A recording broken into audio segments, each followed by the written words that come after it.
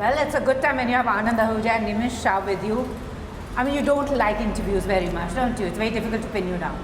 No, I mean, it's just we've been busy with a lot of things, so it's that more than anything else.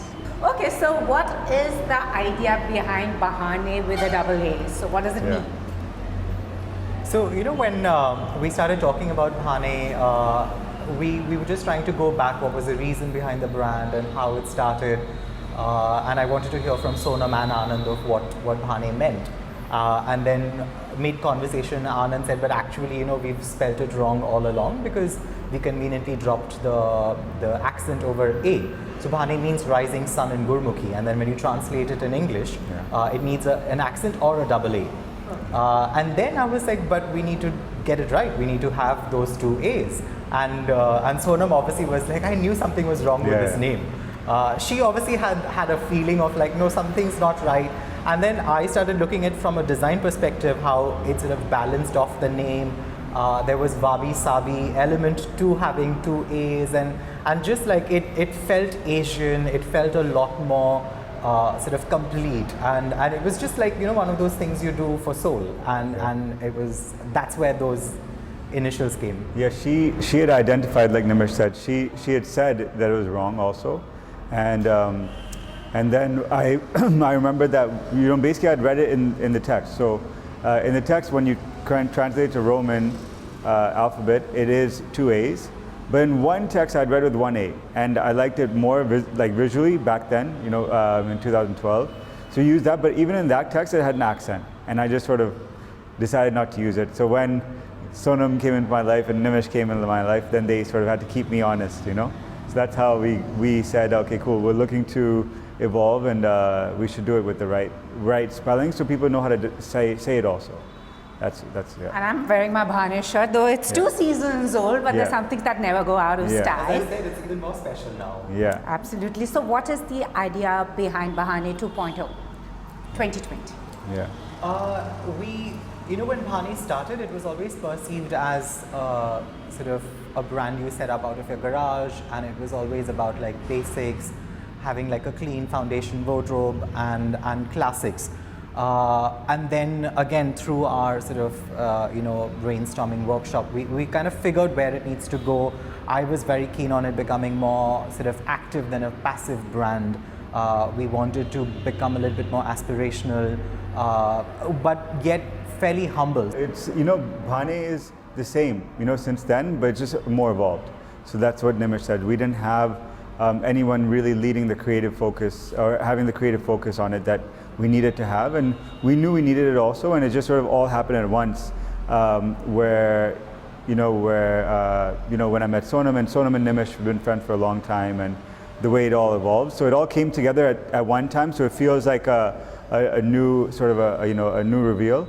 And so we said, let's use it that way, and the name change and everything. But you know, the way we look at the brand is the same. What we talk about is the same. That's why, you know, what you're wearing is the same. It's just now we have a lot more of a creative direction, and a singular voice, and a more evolved voice, and a more mature voice that goes towards the brand.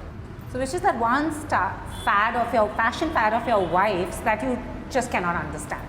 That I can't understand. You just cannot fathom. That one style. Because she's various personalities. Sonam is different style personalities. Yeah. I know she's pretty versatile. Like, you know, she's sometimes, I mean, she wears sneakers really well. She wears heels really well. She loves her flats generally. I mean, her style is something that I think both of us always have admired. So it's hard to say. Not clothes, but I always tease her because she gets so many gifts, and she's always posting them.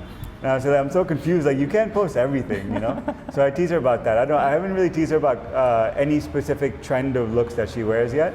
But when she was younger, she had a very goth style. She had black lipstick and stuff. So I can't picture that. I think if she wore that today, I'd probably tease her about it, Yeah. You know, I think she's got her finger on what works for her. She's very rarely sort of, you know, gone wrong or hold on to anything. She's not held back on any particular, like, you know, she keeps evolving, which is amazing, because it's so easy to identify what works for you and then stick with it. But she challenges both her and Ria, for that matter, and they really know what works for them from anyone, and they're not sort of, they don't have to be brand loyal, or they don't have to follow one particular league of design. She does couture as well as high street. And she, the best part about Sonam is she takes pride in it. So she'll come to office wearing Zara, and she'll be like, "Go guess what I'm wearing." And it's almost like throwing a trick question. I'm like, I don't know. It all looks amazing. So I mean, that's what I'm saying. So with her, it's not about the price tag or the make. It's really about the beauty of the garment, which is why she wears vintage very well, and she wears she'll probably wear like a Korean brand and shock us. So I think her statement is really like, I discovered this and I found this. How cool is it? The one thing that is pretty funny now, I've seen it a few times, is like if we're going to a basketball game. So last year we went to a game in LA, and this year in Bombay the game was there. So she's just like clueless. She's just like, I want to wear a couture dress, Yeah. And Ria's like, you can't wear a dress. Then she wants to wear a pantsuit or something, and then eventually her and Ria figure out what the right vibe is. And but that's one situation where I've seen her. She's like, I just don't know. Should I wear sneakers and try to be cool, or should I wear heels and just be myself and like that? It's pretty funny. So the seeing her think about what to wear for a basketball game is pretty funny. And when I was speaking to Sonam, she always says that you have influenced her so much, and you're the best thing that's happened to her. Has she also influenced you, creatively influenced you, and your, I mean, I think Sonam influences us both all the time. she's very opinionated, which is great. She's very black and white. She is, and she's very intuitive. So there's a lot of things that both of us learned from her.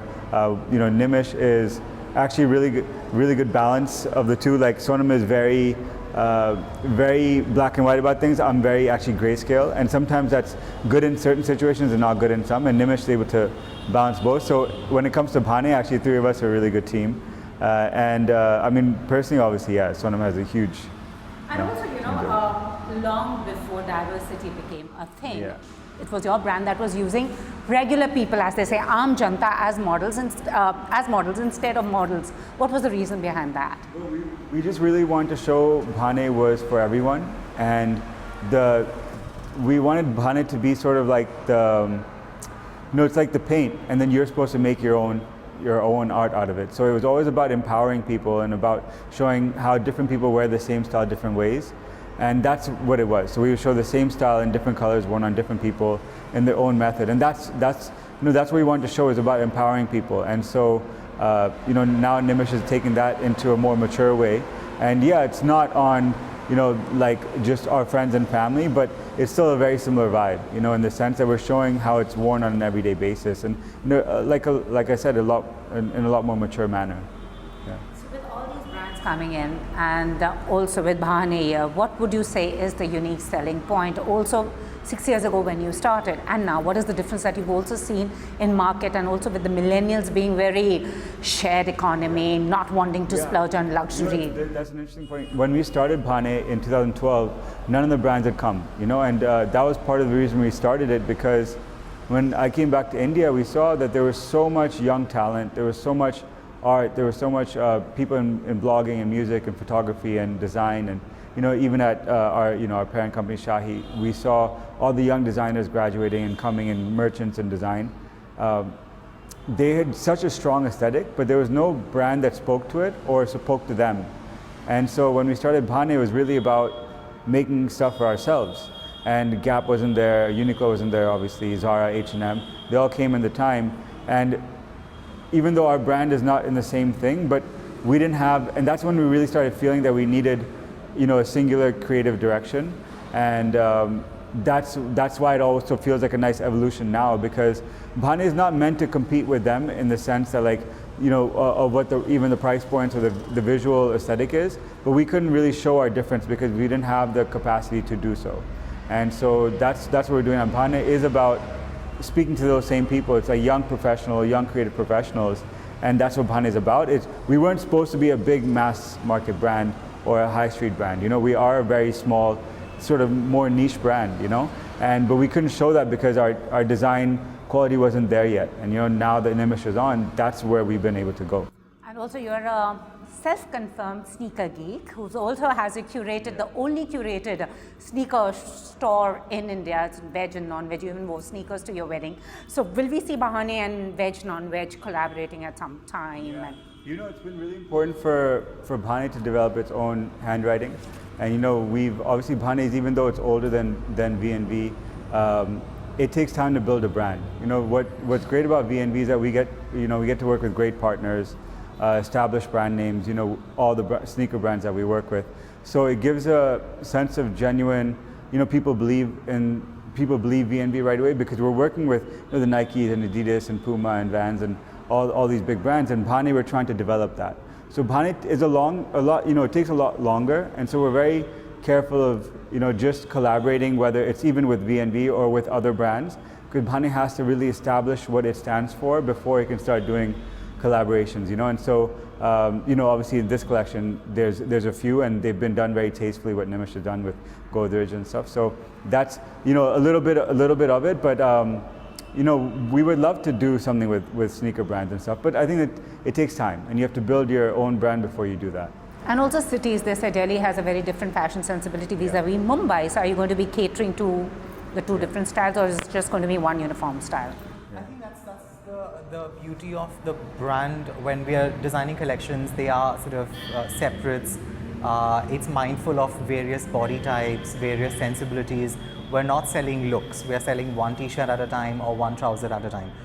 What it does is it allows sort of everybody to interpret in their own way. So it goes back to original DNA of the brand, where it is people who turns it around. You look at our team, everybody, I mean, people wear it in the most weirdest way, and I wouldn't have imagined of styling it like that, but that's the beauty of it. Or sometimes I see Anand wearing it very different. I was like, I never thought anybody'd wear it like this. Or a different size. Like I see girls, like skinny girls, taking extra large t-shirt and wearing it with, like, you know, with like running shorts or tights or whatever. And I think that's the beauty, because they look at each garment on its own and not a prescribed way of wearing it. Yeah, I was just telling Nimish on Saturday, I was at the Bahane store in Bombay, and had some meetings there, and then when I was getting in the car, the team had 12 bags of clothes that they were sending to house for Sonam. And obviously it was men's and women's, you know, so she's just basically taken a lot of stuff that she'll wear, so everyone's wearing it differently, you know, and that's what's so fun about it. And other than Anand and Sonam, who do you think is the other most stylish couple, or do you think we can't go beyond them? You know, there are so many people. Like I actually, I mean, a whole lot of my friends, they really, like, you know, mix up things, and it's literally people living amongst us and go to work every day. So while Sonam Anand obviously are, like, you know, the most sort of sought after or sort of looked like they've got their microscope on their head, but with so many couples, I mean, I can't really name anyone. It's not just celebrityship. It's really about enjoying sort of fashion, wearing clothes again, repeating them and mixing it up, and more than anything else, making mistake. So lots of inspirations. I don't know who to pick right now. Recently, I mean, like we, in terms of celebrity, you know, Karina and Seth, like great style, you know, yeah. Seth but especially. you know, it makes them stylish because they don't wear it care their own about way. it. Yeah, Like exactly. Karina literally doesn't care about clothes, and she takes 2 minutes to want to look fabulous, and she just like turns out. Same thing with Seth. It's like, oh, this is gonna fit me, or this is not gonna fit me, and they just like roll out and look amazing. She wears a lot of Bahani too. Yeah, she does, and she wears it very differently than we would have imagined, and very much in her own way, because like Nimish said, she literally doesn't care. She just wears what's comfortable, and then she goes, and it looks great. And Seth is in the same way. You know, he's a little bit more formal in a lot of his style, which is really nice to see. And also Bahane is all about keeping it real. And here, I mean, whenever we see you and Sonam, you come across like a very, very real couple, because you're holidaying together, you're putting up posts. So what is Anand and Sonam's idea for good time? What is a day like in Anand and Sonam's life? Because we know she reads a lot. Yeah. No, I mean, when we're here, you know, obviously she comes in here pretty often when she's in Delhi, so that's always nice. We go for like walks. I mean, we're pretty boring that way, but we can walk and talk, and even when we hang out with Nimish, it's just a lot of that over. She loves Gujarati food, so they bond over that. So the bonding and the conversations are mostly around food. Yeah. With Sonam, it is always about the food. Like there's always a platter. Yeah. Next morning, the two of them are in the gym working it all out. Exactly. Yeah. So it's always on the schedule. Like you see a lunch. Like when Sonam arrives, it's like the two of us will eat out of a small little box of like measured food, and Sonam has it all out. Yeah, all and over like the she table. literally will eat a little bit of everything. So her day revolves around planning food, I think. Yeah, especially with him because the Guju connection, I guess. And literally we bond over food. It's insane. She said she was Guju in her last life. Yeah. Thank you so much. So Thank who's you. the OG Bahane guy or girl? Who's that one person who comes to mind? Anand. That's the easiest question ever. Thank you so much, guys, and all the very best. Thank you. Lovely Thank you. speaking to Thank you. Thank you.